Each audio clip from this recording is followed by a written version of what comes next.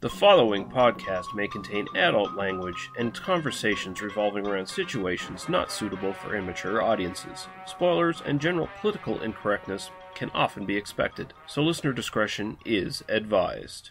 They must be destroyed on sight!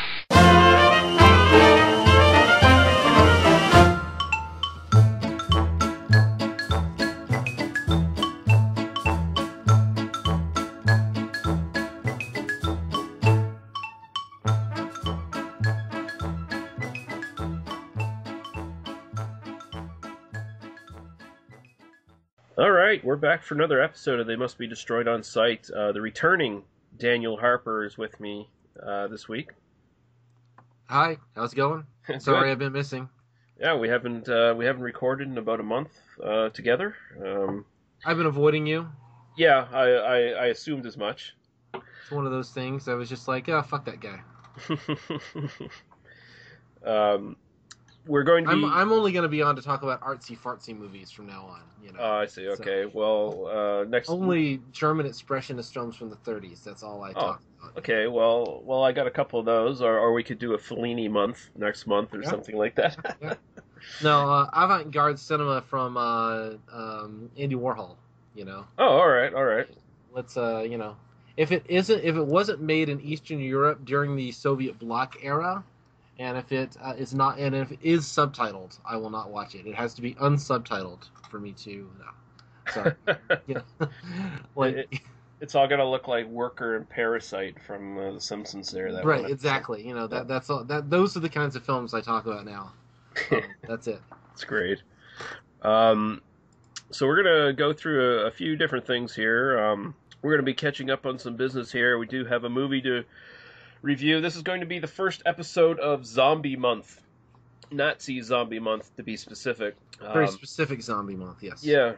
A sort of a small subgenre of the Nazi genre, or the Nazi genre. No, the zombie genre. I suppose it could be a sub genre of the Nazi film genre as well. Yeah, no, you could depends on how you want to classify it, how you want to divide those up. Mm-hmm. But later on, Daniel and I are going to be reviewing the classic Zombie Lake. Is classic in quotes there? It's, you know. Yeah, air quotes for those people listening at home. But before then, we do have a little bit of housekeeping to do. We were given a question about a month ago, so and I did promise that to the person who asked that the next time Daniel and I recorded together, we would give our answer to this question. So, John Critch, it's your lucky episode if you're still listening. He asked basically what our favorite Jack Nicholson films / performances were. And if you'd like to start off there, Daniel. Yeah, sorry. I've been thinking about this a little bit because, you know, you did kind of say, hey, be thinking about that. And I was like, sure. And I kind of have... you know, you and I are about the same age. We're within a few years of each other. You know, for me, I kind of first discovered Jack Nicholson on, I mean, obviously Batman, Tim Burton's 1989 Batman, you know, so kind of the Joker was kind of that first time I really ran into Jack Nicholson. You know, when I was 9 or 10 years old, I must have seen that movie. The first time, like, he really made an impression on me was a couple of years later in A Few Good Men. And, you know, really for me, when I think Jack Nicholson, it's A Few Good Men. And it's not even, you can't handle the truth. You know, that's kind of, it's the, you know, I eat breakfast 500 yards from 3,000, you know, and the numerous and the you know, horrifying and awesome, you know, until we elect one of those broads president, I guess I'm not going to get a blowjob from a superior officer again, you know. You know, had a real impact on me as a budding young man. Let's just put it that way. Yeah. You know, he plays smarmy and asshole, but somehow likable at the same time. You know, you think about Colonel Jessup in A Few Good Men. You know, Jessup believes what he's doing is right. Yeah. And you totally buy him as that character. I mean, he's the quote-unquote bad guy. But, you know, he is a believable bad guy within the world of that movie. And I think that movie is... I really like it. I really like that movie, but it maybe it hasn't aged as well. It's a courtroom drama that's sort of been sort of the dipstick for, or the test for, all courtroom dramas since then, to some degree, because of just that one scene between Cruz and Jessup there. Yeah. I mean, everything sort of gets judged on whether it's a derivative of that or if it does something different. And yeah, I agree that that's a great character. I think, and you're definitely right. The reason he's so fun to watch and almost root for is because he is a villain who's self-assured in what he's doing. Like, the best villains are the ones who believe they're right? Like, Right, they're the right. most believable. So Yeah, and interestingly, that I believe the original play, and I think the film version was actually written by Aaron Sorkin, who would go on to like do The West Wing and all that stuff. So that would make sense. It's interesting how, like, and in fact, it's worth rewatching that movie. I've actually seen that movie like probably 20 or 30 times over the course of my life, just because it used to be on like TNT all the time. And, Yeah. But so I really can quote bits of that movie verbatim, just because I've seen it so many times. But it's interesting how you watch it now and you see, like, oh, that's that guy who was in all those Aaron Sorkin movies. Not only that, but Kevin Bacon's one of his kind of early, kind of serious roles when he was moving away from being the kind of teen heartthrob and becoming more of a like serious actor. That wasn't really the first. I think JFK was kind of the first time that people took him seriously as an actor, but this was kind of one of those big moments. So anyway, I love A Few Good Men, and maybe we should review that at some point. But Nicholson's performance is great. Any particular movies you would like to talk about? I have more, but we should. Yeah, we'll just sort of pitch. I've got tons of them. I was looking through the list, and I'm like, man, there's lots of great stuff. One that I would just to throw it in just before you say anything, because I want to mention it. There was this 2002 movie called The Pledge. Yes, that's one I was going to mention. Yeah, directed by Sean Penn, and a truly phenomenal, like, epic performance from Jack Nicholson. And not enough people have seen that movie, so I just want to throw that one out there. But I'm sorry, I'm dominating this conversation as I normally do. So why don't you speak on your own podcast? Yeah, it's like you never left. The Pledge. You mentioned that's a great film. It's a very little known film, which is a shame because it's got a really great performance by Nicholson grounding the whole thing. He doesn't do his thing that he's sort of like stereotypically known for, I guess, where people, he's the menacing guy who overacts and chews the scenery and jumps on people and stuff. Like, it's a very very reserved for Nicholson.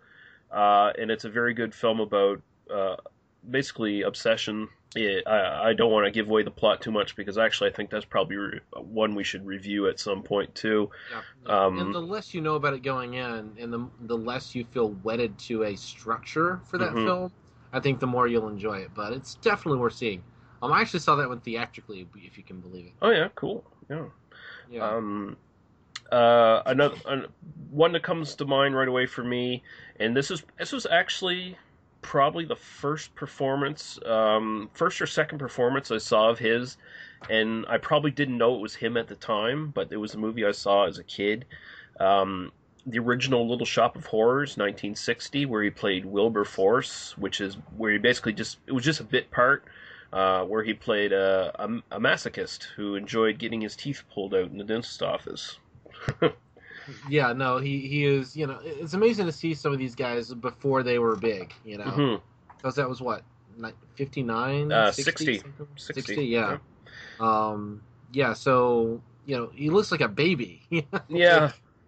And that was back when he was, like a lot of people who went on to become very, very famous working for Roger Corman and his studio. They either started out as actors or they started out as someone behind the scenes or directors or whatever, and went on to do stuff of their own. And Nicholson was definitely one of the more notable sort of graduates, if you could call that a school, because in a way it was how a lot of these people learned their craft and developed their art. And I mean, Nicholson's not just an actor; he's written, directed, produced, all that stuff. So I was reading his Wikipedia page this afternoon, just as I was thinking about this. Apparently, he started out like he was going to get hired as an animator for Disney Studios, and then like said, "Oh fuck that, I want to be an actor," and then became an actor. So, Yep. just another kind of like I did not know that. That is interesting, you know. Yeah. In an alternate universe, there is no Jack Nicholson the actor. He's just known as like a great animator. Like, you know, like imagine if like Jack Nicholson was like some alternate universe Brad Bird or something, you know. Yeah. He's the guy who drew all those Daffy Duck cartoons. Right. He's the guy who established Daffy Duck. Right. No, sorry, that's just like a complete aside. Mm-hmm. Another one that I would just like to throw in here. Mm-hmm. Again, I forget about this, but The Departed from 2006, Mm-hmm. the Scorsese remake of Infernal Affairs, Yep. which both of those movies are excellent, both Yep. Infernal Affairs and The Departed for very different reasons, I think. Yeah. But Nicholson's performance, I mean, that is, you know, to be like this kind of legendary actor at the kind of end of his career and to play that character. Yeah. You know, this kind of skeezy crime boss, like, you know, playing with dildos and shit. You've gotta like, that's pretty amazing. I love how raw and how not Jack Nicholson he is in that movie. Just how kind of organic that performance and how dirty it is. You know, Yeah.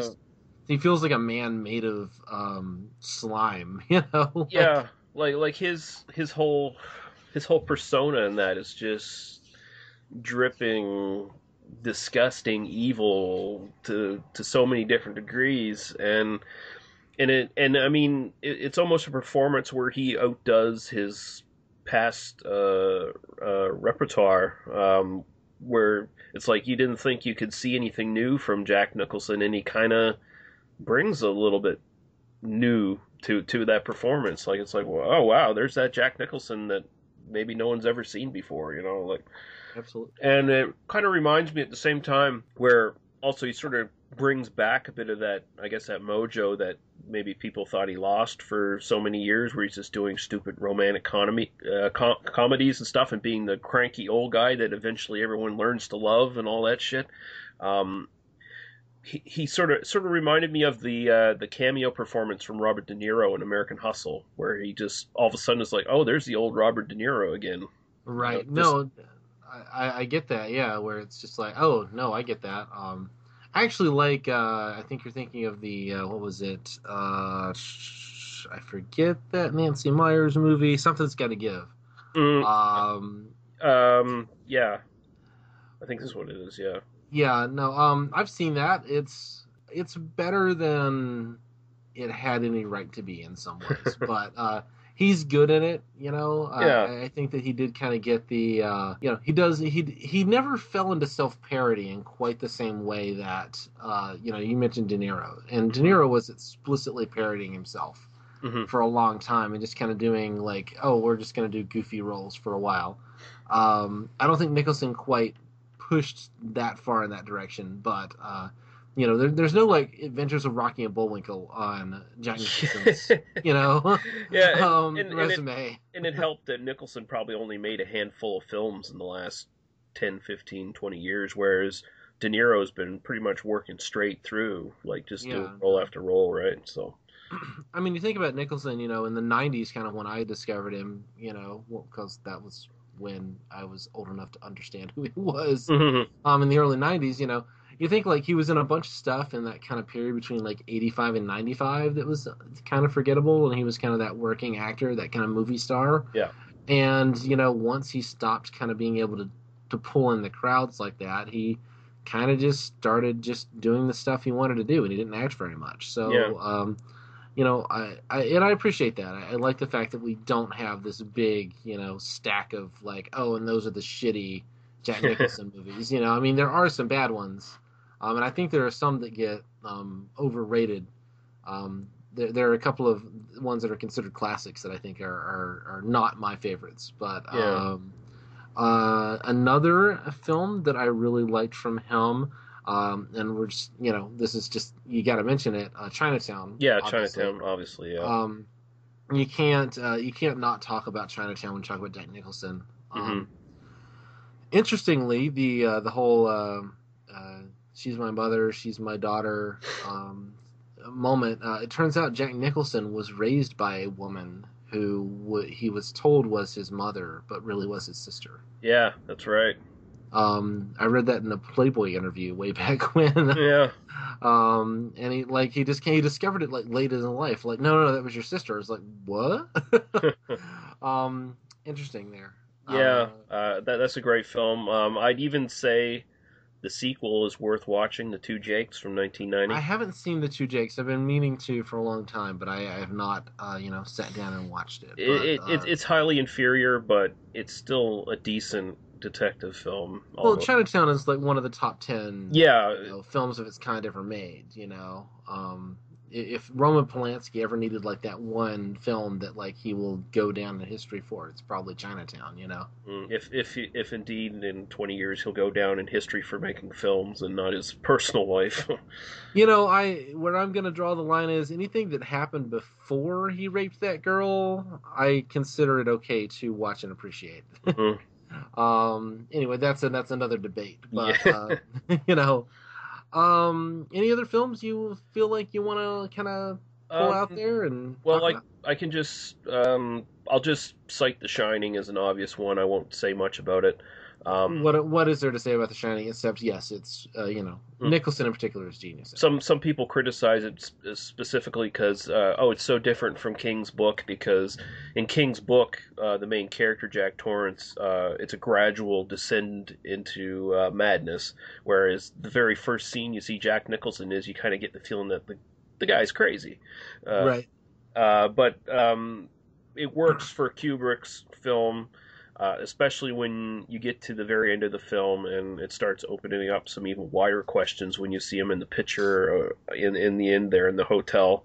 I'm not going to go into it too much right now. Right, yeah. But that one, I would say he's pretty damn good in The Postman Always Rings Twice from 1981, which is a remake of a classic film noir. I actually haven't seen that one. Yeah, it's pretty good. I won't get into it again. I'll just move to the only other one really on my list is About Schmidt from 2002, and I just got done saying, people sort of criticize his where he just became the cranky old man and stuff, and that's Jack Nicholson, let's laugh at him because he's a cranky old man in these comedies and stuff. In this one, it's a bit different. I mean, I think this film's maybe a bit overlooked as well, where he's playing a very, very minimalist performance of a very meek man who's basically done nothing in his entire life. And after his wife dies and he retires, he decides, you know what? Fuck it. I'm going to go around and do some stuff. And yeah, no, that's Alexander Payne, I believe, directed that one. Yeah, I think so, yeah. Yeah, no, great film, great performance, I agree. Yeah. Okay, you got any more on your... Not really. I'm kind of looking through here. There's nothing else that I feel like I just have to, put out there. Everybody knows a lot, there's a lot of great stuff out there, but, I don't feel like I really need to have anything to say about Witches of Eastwick, for instance, I feel like we kind of covered that pretty well. At least, the ones that I feel like I would like to really highlight, I feel good about. Okay, cool. I hope that was satisfactory for you there, Mr. John Critch. We should talk about more actors, I think, actors and actresses, because I think this is fun. I like doing this, I agree. We'll try to incorporate it more into... before we do any reviews on episodes, I think it'd be good. Yeah, it's a good warm up too for us. Sorry, behind the scenes podcasts. Yeah, this is the magic, folks. You're getting a little peek into the magic right now. How the magic happens. Yeah. Okay. I did ask you before we started recording if there was anything you'd seen recently. Unless you can think of something. Basically, you said no. You haven't. You've been busy with other activities as of late. I've had classes and work. I work a lot of 12 to 14-hour days. Yeah. So, and then I have my personal life, which we're not going to get into too deeply here. But I watching TV has not been, or watching movies has not been high up on my list of priorities. Let's put it that way. So I haven't seen a lot lately. I have seen some recent films. I watched the interview on Netflix. The Seth Rogen Yeah, vehicle. Seth Yeah, Rogen. Yep. the movie that like once people saw Hmm. it. Sorry, you've seen it. I haven't. So please continue. It wasn't bad. It was actually kind of funny. It's the lesser of the James Franco, Seth Rogen films where they're paired together. It's definitely the lesser of all those ones. Yeah. But it's actually fairly funny, and it sort of thematically, tonally, it fits in with the previous films they've done together. This Is the End and Pineapple Express. It's very, very much dick and fart joke kind of stuff for quite a bit of it, but it's also very bloody and violent at times, but played to comedic effect. And I actually found it kind of entertaining. It was enough where if it came on TV, I'd watch it again. So That's awesome. That's about the highest praise I've heard anyone say about that film. Honestly. If it came on TV, I'd watch it again. Sure. Yeah.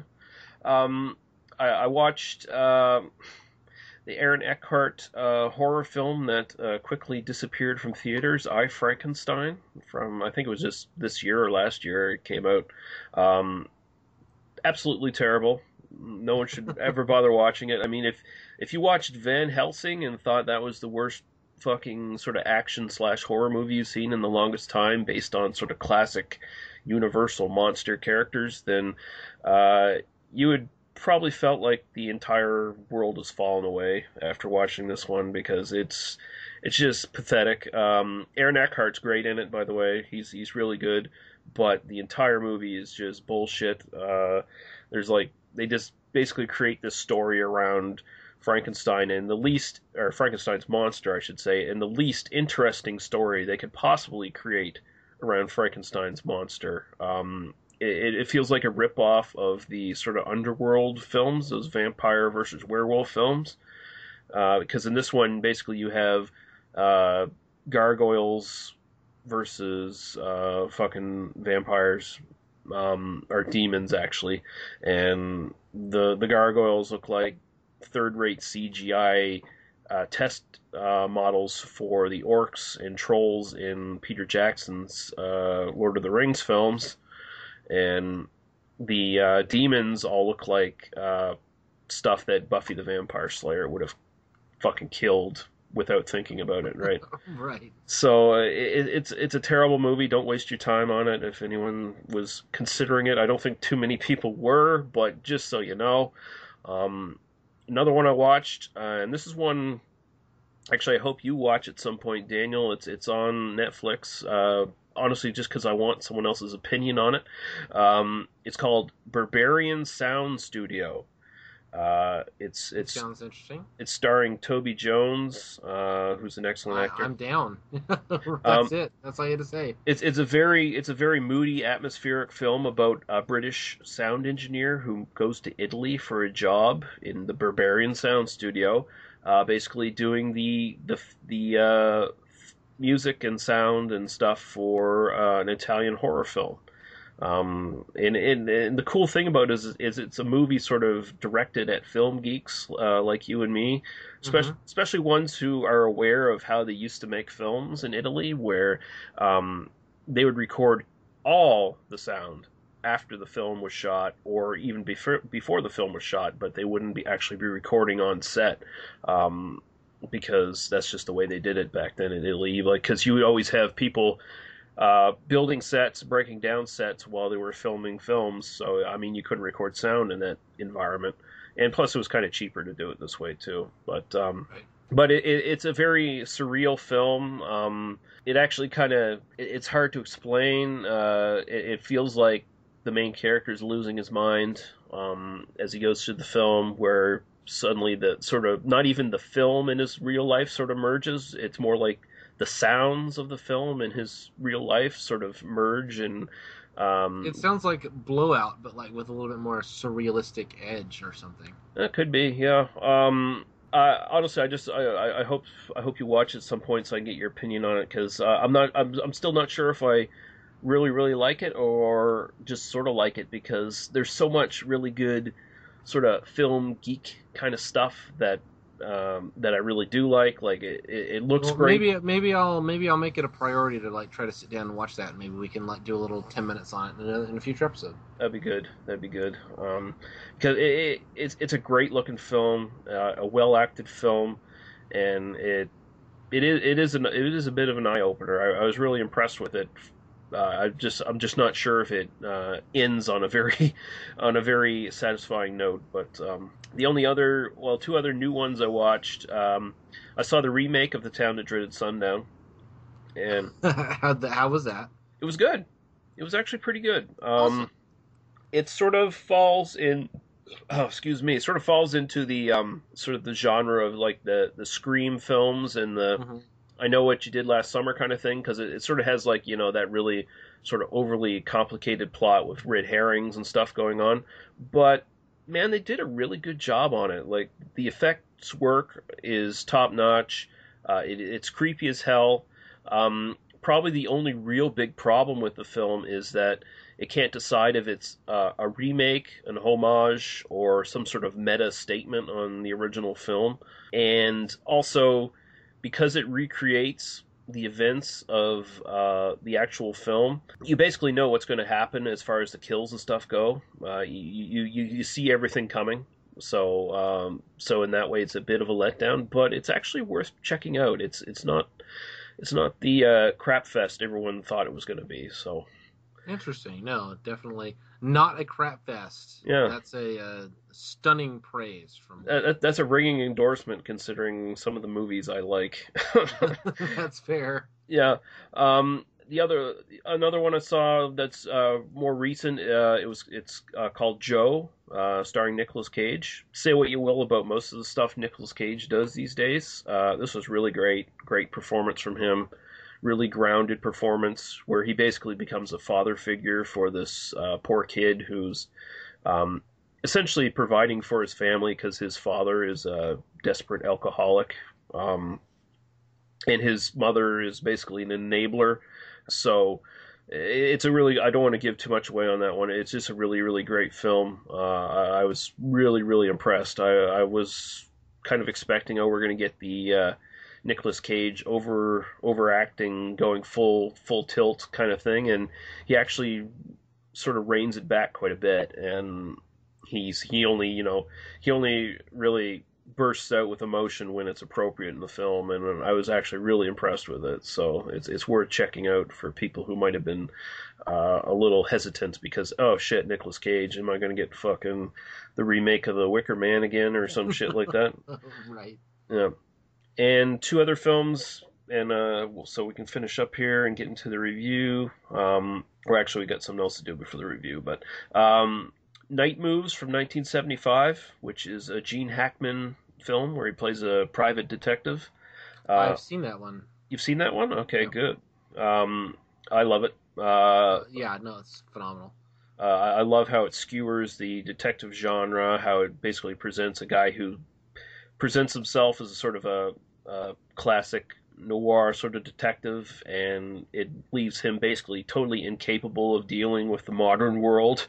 He's basically playing catch up throughout the entire film. He does not know what the fuck's going on, and honestly, even the viewer doesn't know exactly the entire story of what's going on, but that's actually kind of the point of the whole film. It's you can't use the traditional methods that you see noir detectives use to put a case together, because in real life that shit doesn't really work all that well. And then the only other one from 1973, The Seven Ups, starring Roy Scheider. That is on my list to one day watch, but no, I know exactly which film that is. Mm-hmm. And I'd love to see it someday. It's a film that gets overlooked because of Bullet and the French Connection, but it's awesome. It's got a better car chase scene than fucking Bullet or the French Connection. I'll say that right now. And I kind of hated myself for saying it too after watching it, because I was convinced Bullet was better in that regard. But this actually one-ups Bullet as far as I'm concerned. And basically, Roy Scheider's a somewhat dirty cop. Not quite dirty, but they bend the rules. He's part of a special squad that goes after high-profile criminals, and his squad basically gains way too much attention from some of the criminal element, and some of them start getting picked off. Really, really great film, and essentially, Roy Scheider plays sort of the same character he played in French Connection. Essentially, pretty much carbon copy because it based on the same cop, real life cop. Both roles were so. I think there was a documentary about 7-Ups on the French Connection disc or something like that. Because I remember watching a documentary about this, but I may be completely misremembering. But I know for a fact I watched a documentary about 7-Ups at one point. Ah, cool. Yeah, it might have been. I just have a bare bones copy of the French Connection, so it might be like TCM was airing it or something like that. I don't know, but sounds right. I have this very clear memory of the 7-Ups, but I've never seen the 7-Ups. It's a weird kind of thing in my head where I'm like, how did I learn this much about that movie? But I remember people were talking about that movie when Roy Scheider died. That was kind of one of the one of those like touchstones where people would talk about that. As kind of one of those unsung jewels, sort of thing. So yeah. His performance in that, or in the French Connection, or honestly, go to like not even Jaws, but go to Marathon Man. His performance in that as a spy is fucking excellent. Very underrated character actor, as far as I'm concerned. Oh no, Scheider was he had a subtlety to him that I think a lot of people didn't really see. I think that people kind of saw him as this. It's that guy. Yeah. But we talked about Jack Nicholson earlier, and you compare him to somebody like Gene Hackman, which I always kind of put Jack Nicholson and Gene Hackman in the same box in my head, for some reason.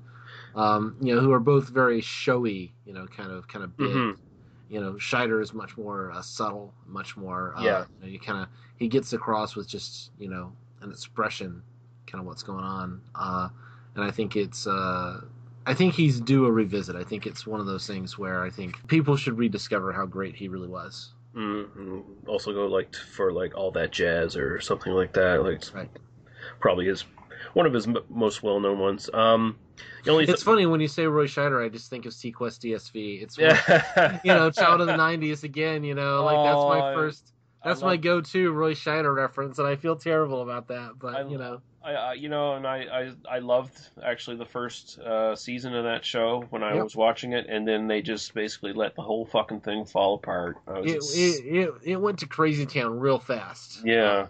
But one day I will sit back down and watch that show again. But man, I haven't even thought about that show in years. You say Roy Scheider, and suddenly my head's immediately, Star Trek Underwater, Yeah, Star Trek Underwater, and then all of a sudden Roy Scheider disappears, and they got fucking Michael Ironside as the fucking captain, and oh man. I don't think I watched it that long. I think, Oh god, they got abducted by aliens and taken to some fucking other planet or some shit. Oh man.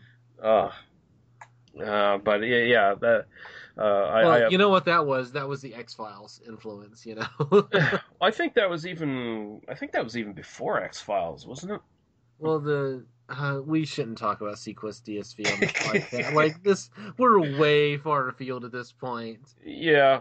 Aren't we supposed to be talking about titties and zombies? Come on. Yeah, Don't make me remember the '90s here. Come on. I'll bring it back to one. We'll do one more quick thing I want to talk about, and then we'll go right into. No! It's your podcast, man. I'm just man, don't make me think of Sequest right now. Let's do this another time. No, I'm totally with you on that. Actually, I'm glad you reined me in. I just want to talk about. I got a recent album purchase, John Carpenter's Lost Themes. Sure. You've been masturbating over that for days now. I have now. Yeah, I have. Yes. It's from Sacred Bones. The case is all sticky. I know. It's terrible. I can't even open it now. I'm a terrible human being, and I apologize. It's from Sacred Bones Records. I think they're just sort of a small indie label. I think out of Brooklyn or someplace like that. They do all kinds of obscure releases like this, mostly on long play records, vinyl records. But they do release CDs as well. I got the CD version, of course, and it's only $13 plus shipping and handling, so it's very affordable. That's really not bad at all. Yeah. Although, unless you live in Canada, where the shipping sort of goes batshit crazy, but that's beside the point. Uh, nine But who tracks. lives in Canada, really? Yes, Come on. there's only five of us up here, so it's not like it's a big problem. And you all know Alan Thicke personally, We right? do. He's great. His son's a bit of a dick, but um, I could have said Dave Foley. That would have been an even funnier reference, but Dave Foley pretends he's not Canadian anymore. Dave Foley can't enter Canada right now because of he owes child support or something like that. Oh, really? Well, he should Yeah, probably. no. I listened to his episode of WTF with the Mark Maron podcast. Oh yeah. And apparently there's some deal where like he basically drew the wrong judge in like some custody battle or something, and the judge like forced him to pay a certain amount of money every month, which he physically just didn't make. Like, it's like, I'm not on a network show every week anymore. It's not 1994 anymore. Yeah. Well. Anyway, sorry. We really shouldn't be. If I cut you off of DSV, you should cut me off of Dave Foley right about now. But All I got to say is, it's no surprise that he's been doing like celebrity poker, fucking shit, and like Uwe Boll movies and crap like that. But anyway, 9 tracks on this album, 47 minutes long. This is essentially a collaboration with John Carpenter, helped by his son Cody Carpenter and his godson Daniel Davies. And actually, Daniel Davies did the music for I, Frankenstein, so a little reference back to what I was talking about there a few minutes ago. Although so I can't. how was the music in I, Frankenstein? I honestly don't remember, because I was just watching so much shit being splattered on the screen that I couldn't even begin to focus on the music. That's fair. That's completely reasonable. Yeah, but this is really great. It's essentially, the idea behind it is Carpenter imagining songs for movies he never made. And the way it's put together, you could actually view this whole album as a sort of a soundtrack for a movie he never made, or you can just listen to the individual tracks. And the way they're structured, some of them are fairly long pieces where they have different parts to them, so you can sort of sit there, and when it gets to a different part, you're like, I can see where if he was making a movie, he could cut that piece out and put it here in the movie, and then he could cut the other piece from the end of it and put it here in this part of the movie or whatever, right? So it works very well. It's very much his typical minimalist style, synths, organs, piano, pounding percussion, a lot of repetitiveness, but very, very good. It's a really great album just to have on the background playing, because there's no vocals or anything. It's all instrumental, so you can sit and relax and do something else while you're listening to it. And pretty much all the pieces on it are actually very strong. Like, a lot of the stuff really does hold up to the things he was releasing in his movies. I was really impressed, and I think part of the reason he was really interested in doing this is that he, at this point, he's basically, the computer technology and stuff today, he's got unlimited tracks to play with, so he can fill out the sound a lot more, and you can actually hear that in this. Like, when you listen to his original soundtracks, as great as they are, they're very simplistic.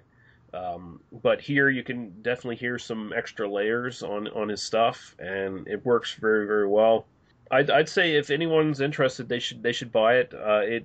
I was actually kind of startled about how well this stuff would work in any sort of like Italian horror movie from the 70s or 80s. His stuff is very reminiscent of that, sort of that prog rock synth stuff that you hear from like Goblin when they were doing like the Dario Argento films, and even Dawn of the Dead. Just really great.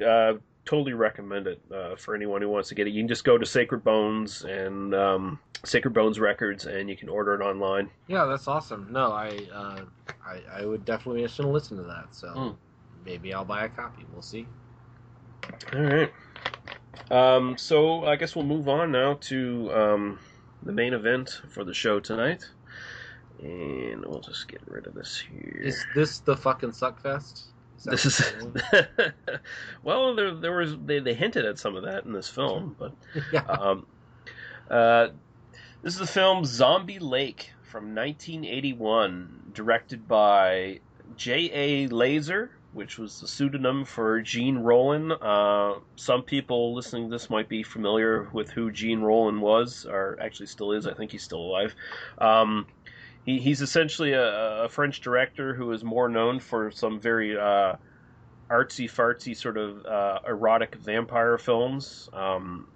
And although it's kind of ironic that this is probably the film he's best known for at this point. And he actually had 2 roles in this film as well. So he was doing like basically double duty on this film. So I looked up nothing about this film. I read no criticism or commentary or history or anything. Mm-hmm. I sat down and I watched it, and I have thoughts and I have questions for you. Okay. Can we just start, and can I just ask questions? Yes. Okay. So is this the work of a frustrated filmmaker trying to make a serious film and having to throw zombies and titties into it? Or is this a film that is ultimately about zombies and titties with some unintended serious subtext? This is a film that was produced by a French and Spanish production company called Eurocine. They specialized in sort of these cheap sexploitation horror films.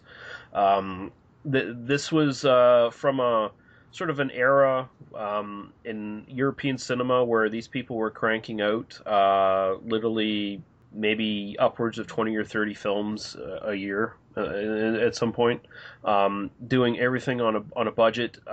Jean Rollin was brought into this film because Jean Rollin was available. The original director who was going to do this was Jess Franco, who is also a very well-known exploitation director. But he dropped out, and the funny thing about this is he dropped out because apparently there was a dispute over the budget of this film, and that's really funny given most of the stuff he's made in his life. Apparently the budget dispute must have been over literally $5 because because if anyone's seen this film, you can see how cheap it is right away. Right. Yeah. This is not a pricey film. No. I'm not going to lie about that, but I will say, I mean, for me, like, I didn't grow up on zombie films, horror films. I didn't grow up on this kind of stuff, but I totally grew up on titty films. Yeah. So, you know, when you have a film where the opening sequence is pretty girl walks up to a gazebo and strips completely naked, this is a film that knows where its heart is. You know, this is a film that knows what it is. You know,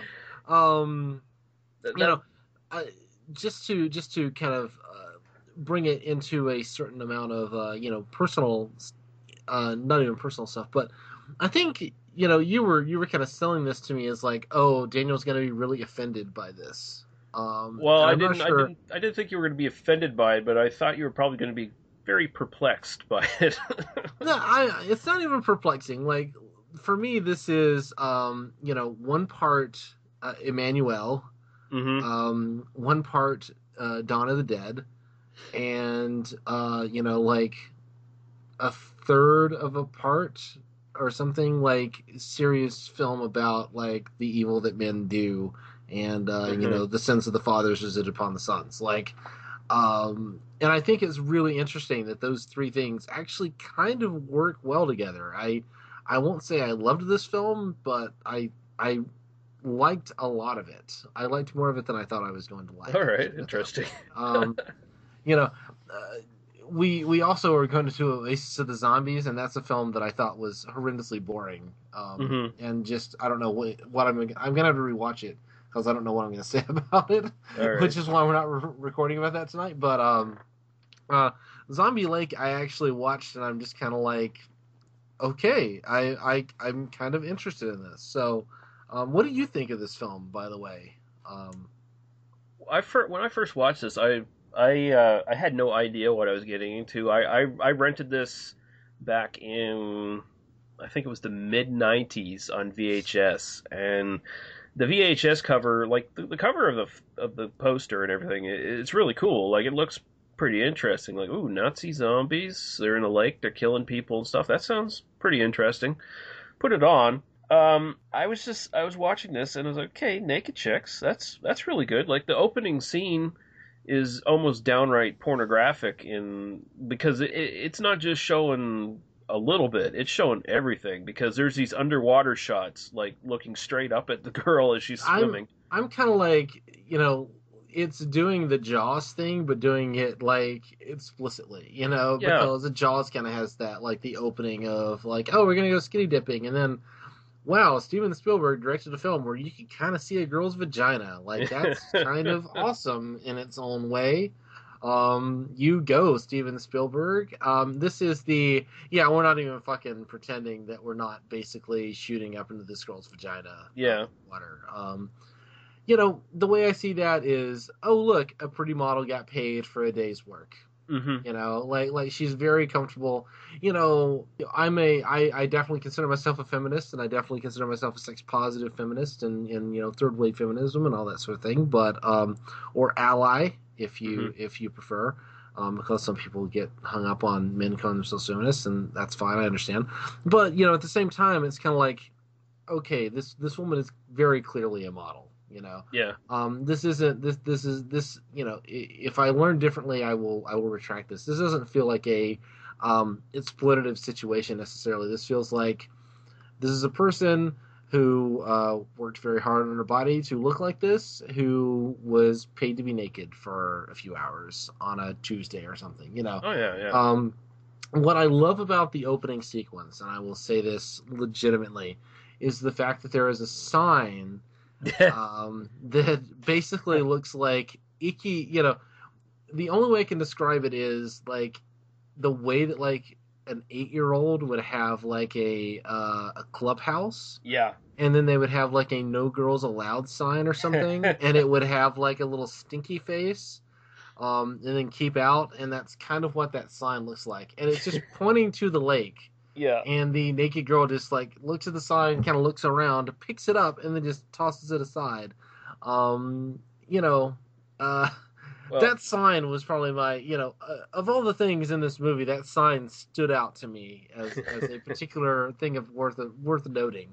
That like there was some production team member who drew that sign. Yeah. Like specifically, like this wasn't there. This isn't like found object footage or anything. This is somebody made that fucking sign, and I think it's amazing.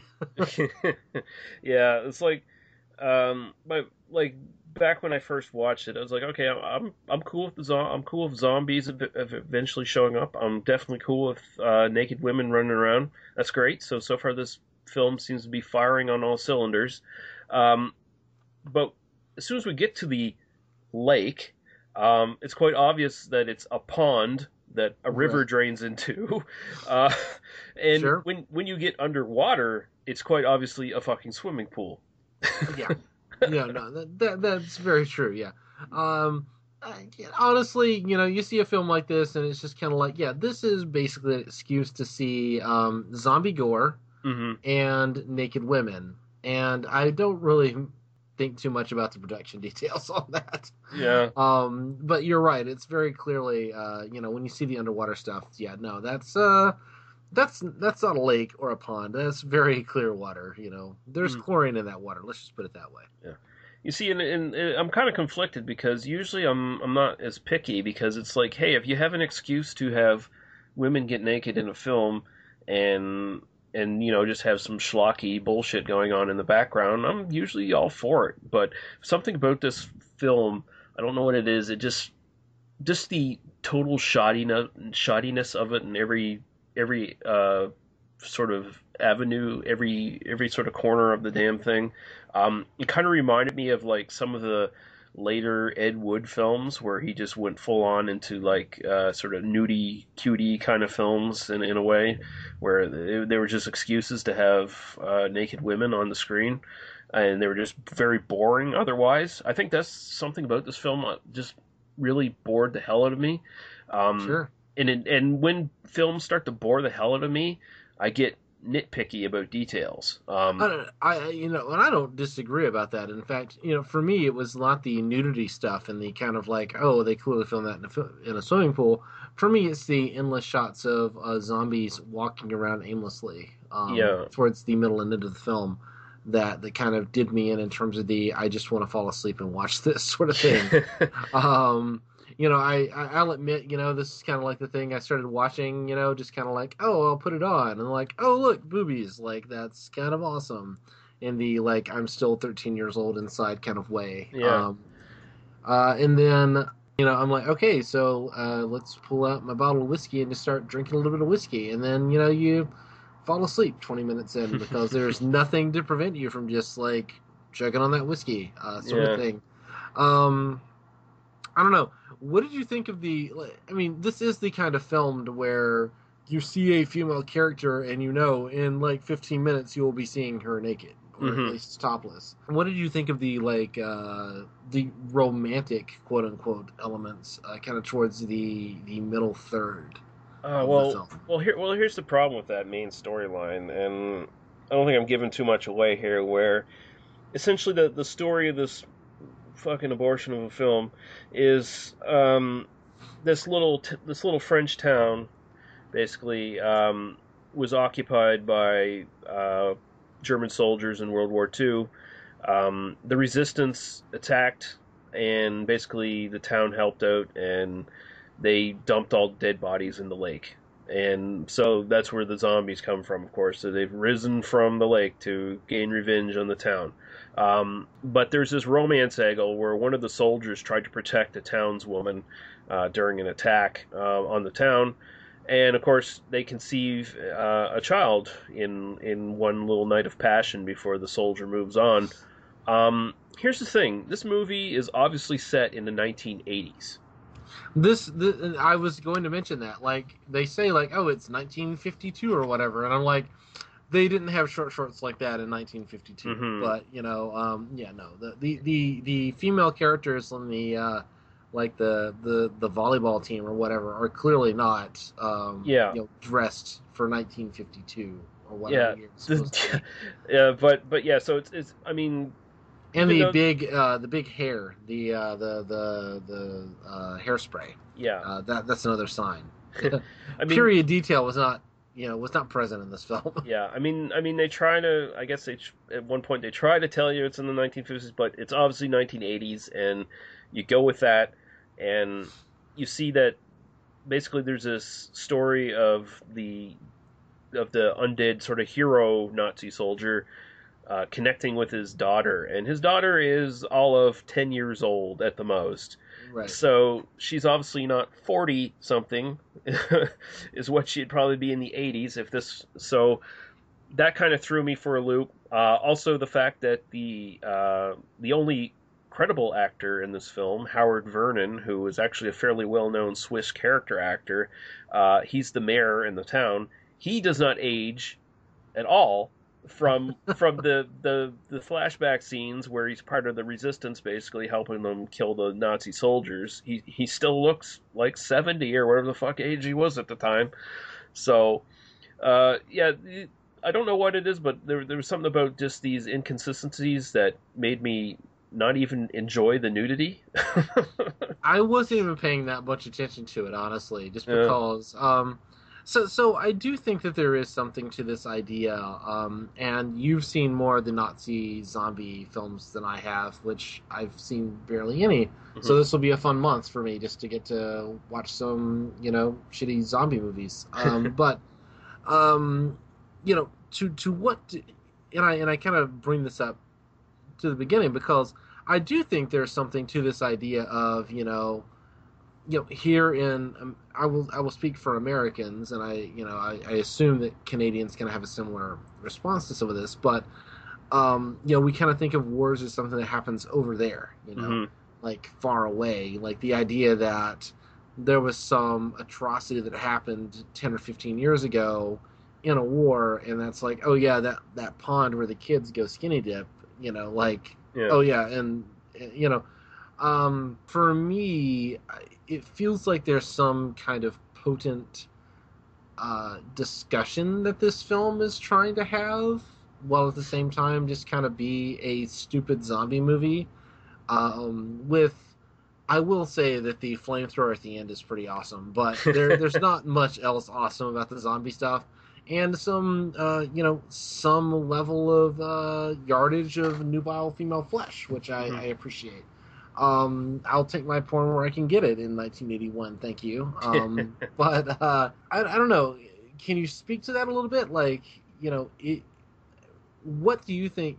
Again, like, how seriously am I supposed to take this? I guess. I don't know if anyone can take this seriously. Like, I get the impression that there was a story here at some point, and they basically decide we got to throw more nudity on it and basically forget about the story altogether.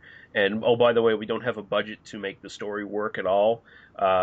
We have so little of a budget that our director plays two other roles in this film on screen, Right. where he plays a detective and a Nazi soldier.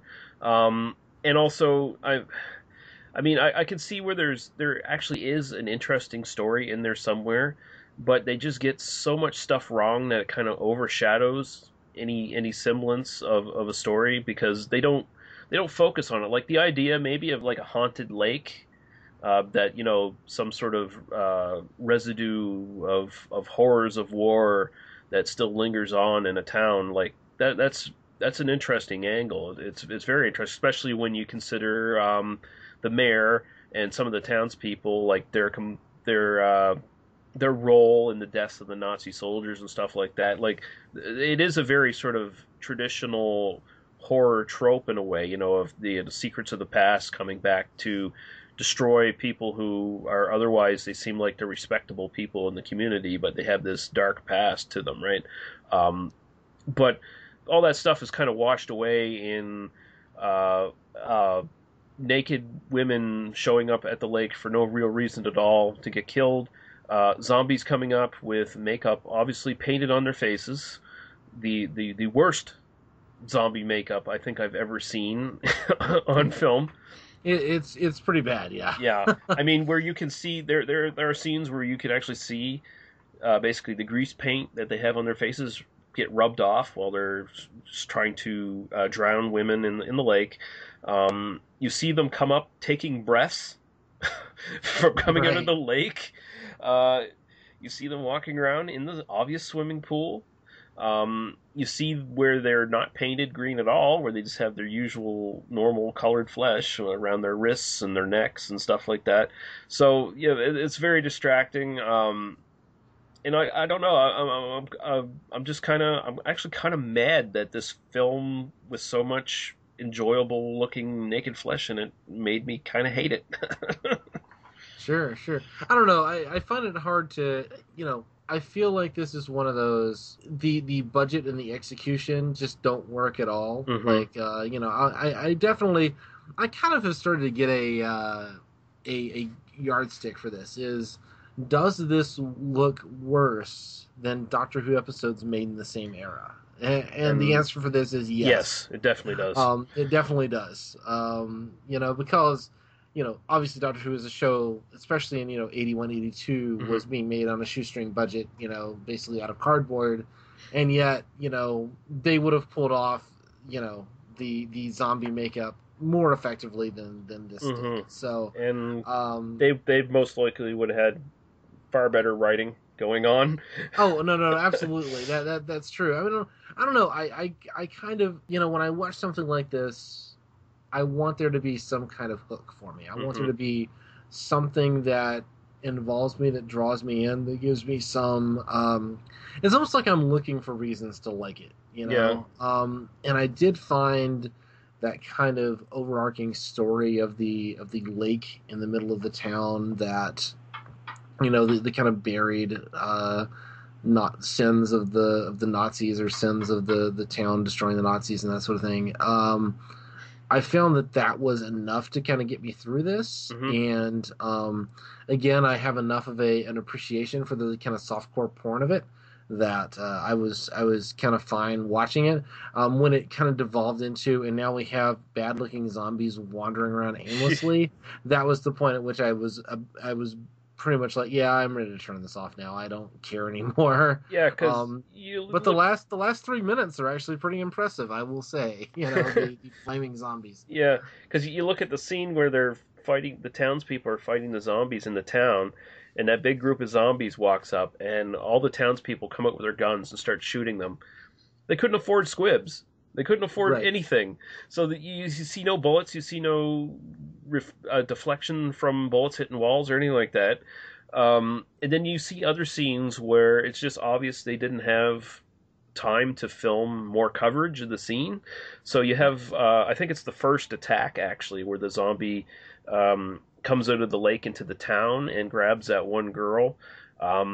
He starts biting on her, and basically the camera lingers on him.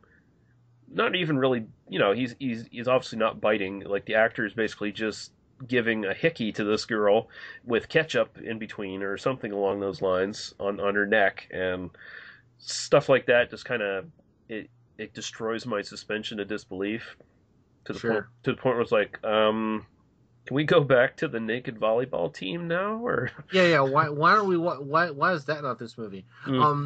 I really kind of want to. We're doing zombie horror movies, right now.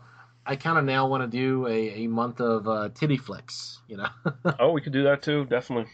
Yeah, I would have very insightful things to say about Russ Meyer flicks or something like that. Oh, Russ Meyer would be good to go for, yeah. Or just like the 80s stuff that I grew up with. I'm going to see if I can find some of those old movies that I used to watch on Netflix and, force you to watch those. Yeah, well, I mean, I've probably seen as many of them as you have, because, I mean, a lot of that stuff was Canadian tax shelter productions, right? Sure. In fact, tons of them were. I mean, they kept making those sort of films up until, I think, like, the very early 90s. I think the last couple of them were like Ski School and stuff like that, where they were, the tax shelter, sexploitation, titty comedy films. Right. Yeah. But I guess we wrap up on this film. Zombie Lake, honestly, it just bores the fuck out of me. That's the problem with the film. I mean, the elements themselves aren't enough to make me hate it. It's just the fact that everything all put together, it just bores me, and I hate saying it because, I mean, there's a lot of good looking women in it, and it's kind of stupid and enjoyable in that way, but overall it just bores the fuck out of me. So. Yeah, I think I like it a little bit more than you. I mean, I'm not going to recommend this, but I do think that there's enough of a kind of like hook in terms of the concept of the kind of buried sins of the past sort of thing, that like if you are bored enough on a Thursday night or something, and it might be worth watching. I've definitely seen worse than this. I've seen more pointless than this. This feels like there's at least some core to something there, and it does have some very bounteous flesh, which I appreciate in the very respectful and humanistic way that I do. And the last 3 minutes, if nothing else, just pull it up on Netflix and watch the last 3 minutes and watch a bunch of stuntmen burn, and actually, like, there's some good burning zombie performance there. I was definitely appreciative of that as well. So watch that. Yeah. All right. Thanks to everyone who was listening. If you have comments and questions, there will be a little thing I recorded at the end now where you can find out where to find us. Anything else you want to plug, though, Daniel, before we leave here? Just the podcast, or that's not in the... it is in it, but just remind the people of your other podcast. Sure. I will remind them of something they're going to listen to in a minute, right? Exactly. Yeah.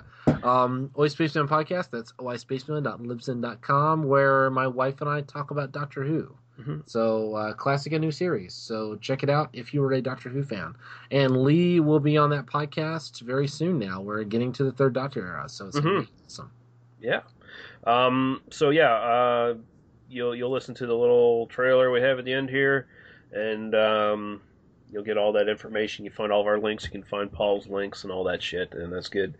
I didn't really have anything in mind for music-wise to go out on. I don't know if there's anything you want to pick. It doesn't necessarily have to be thematically related.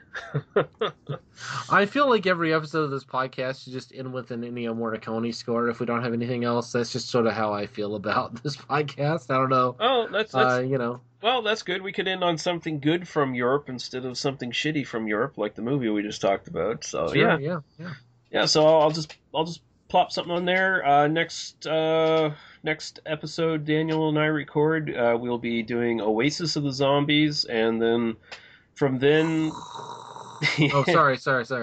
And I only chose Oasis of the Zombies because there is a connection between that film and this film that we just did, other than Nazi zombies. And after that, I don't know what we're going to be doing next. I kind of is it big handlebar mustaches? No, that's not even that. Okay, I don't think.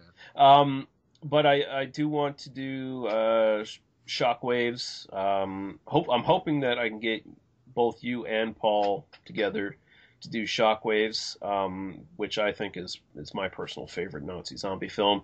And I'm thinking about doing the Dead Snow films, and maybe there's one or two others. It's a very, very small genre, so it shouldn't be too hard for us to grab a couple of films out of it and figure something out. So awesome. Yeah, I will do my best to be more available for this podcast. So I apologize. All right. Okay. Thanks, guys. Thanks, Daniel, and we'll talk to you guys later. Bye. Cheers.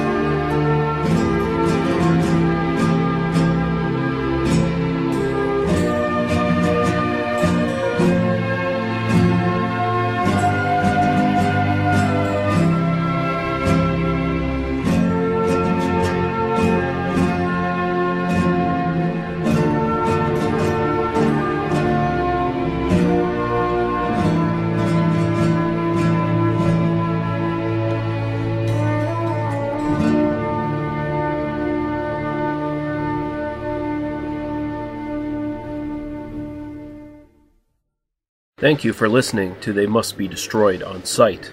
For our other episodes, links to Daniel, Paul, and Lee's other stuff, and links to some great podcasts of similar interest, visit us at tmbdos.podbean.com. There you can leave us comments on the site or directly email us. We listen and respond to everything. Thank you. Drive through.